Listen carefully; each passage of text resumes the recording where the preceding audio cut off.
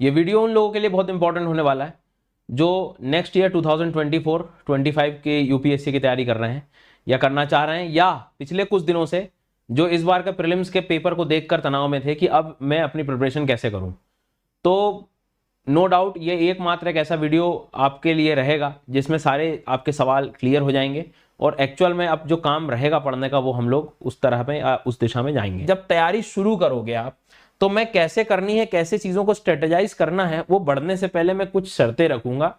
यदि ये आप इसका एक प्रिंट निकाल लो, दीवार पे चिपका दो, ये कर पा रहे हो तो ही आगे बढ़ना तैयारी में, नहीं तो भैया मत परेशान होना, मत समय लगाना, बहुत समय चला जाता है, क्रूशियल टाइम, पैसा सब चला जाता है इधर।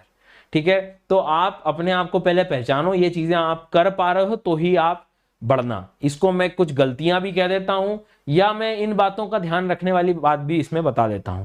ठीक है, जैसे कुछ भी हो जाए कोई भी सब्जेक्ट को आधे अधूरे में नहीं छोड़ूंगा। ये यदि आप गलती कर रहे हैं कि थोड़ा पढ़ लिया थोड़ा छोड़ दिया तो गड़बड़ है।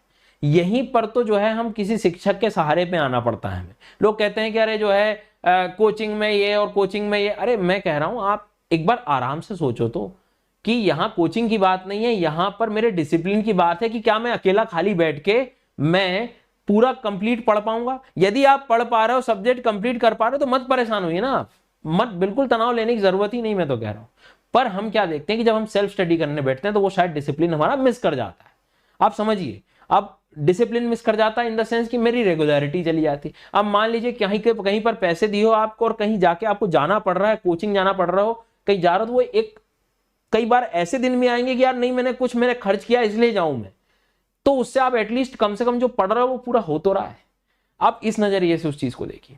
तो ये गलती यदि आप कर रहे हैं तो बहुत मुश्किल है। आप सेल्फ स्टडी भी कर रहे हो ना, तो एक बात ध्यान रखना है, आपको सब्जेक्ट पूरा कंप्लीट करना पड़ेगा। आप शिक्षक जो है, आप मान लीजिए यूट्यूब से पढ़ रहे हैं, कहीं से पढ़ रहे हैं, वो मान लीजिए कोई हिस्सा छूट रहा है, वो अपने को कंप्लीट करना पड़ेगा, नहीं तो गड़बड़ है। क्योंकि जिस लेवल का अंदर तक ज्ञान लिया जा रहा है, जिस लेवल की चीजें पूछी जा रही हैं, और सब्जेक्ट को आवर्स में मुझे मेंटेन नहीं करना है, कितने घंटे में खत्म करना है, नहीं भैया, पढ़ूंगा जब तक चीजें जितनी निकलेंगी उतने जाना पड़ेगा मुझे।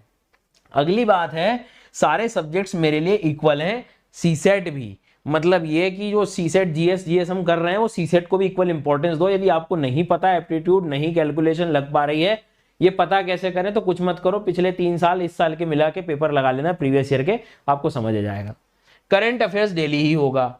अब नाम करंट अफेयर्स है, भले ही कोई मैगजीन भी ले रहे हो, कुछ ले रहे हो, आपको डेली उसका हिस्सा बनाना पड़ेगा। कोई मैगजीन से पढ़ रहा है तो आप उसका डेली जो पेजेस डिवाइड हो रहे हैं वो करो, पर करो, नहीं तो सबसे बढ़िया काम है आप तो जो है न्यूज़पेपर पढ़ो और आगे बढ़ो। मैं आगे स्ट्रेटेजी बताने वाला हूँ, subject wise, hour wise, time management, सारी चीजें, उस चीज से आप बेफिक्र रहना। नोट्स बनाने होंगे, जो चीजें आपको याद नहीं रह रही है ना, वहां कोई नहीं याद दिलाने वाला।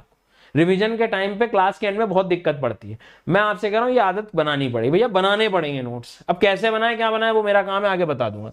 रिवीजन करना होगा, ये नहीं कर पा रहे हो ना आप, मत परेशान होना भैया, मैं फिर कह रहा हूं आपसे। मेरी बात का थोड़ा किसी को बुरा लगे तो मैं माफी मांग लेता हूं आप सबसे, पर ये कुछ सच्चाई है, इसको थोड़ा ध्यान देना, ठीक है।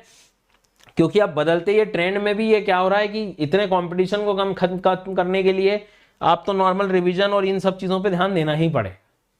तो इस बात को थोड़ा सा आपको ध्यान रखिए।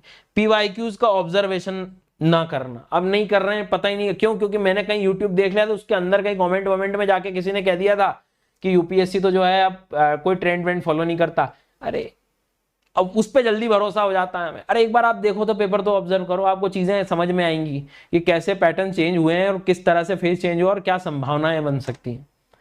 तो इस तरह के जो है एटलीस्ट खुद का विवेक मत भूलना, खुद की बुद्धि लगाना। इस वीडियो को भी देख रहे हो तो लगाओ बुद्धि, में तो कह रहा हूं, कोई प्रॉब्लम नहीं है, पर ध्यान दो इस चीज को, ठीक है। पीवाईक्यू का ऑब्जर्व, मतलब ये बातें यदि आप नहीं कर पा रहे हो हर दिन ना, मान के चलना बहुत मुश्किल होने वाली है चीजें। अब आप यहाँ जॉब कर रहे हो चाहे कुछ कर रहे हो भैया, इस बात को आपको थोड़ा ध्यान देना पड़ेगा, ठीक है। और खूब पढ़ो और ऊर्जावान रहो थोड़ा, ऐसे काम नहीं बनेगा, ठीक है। चलिए, थैंक यू।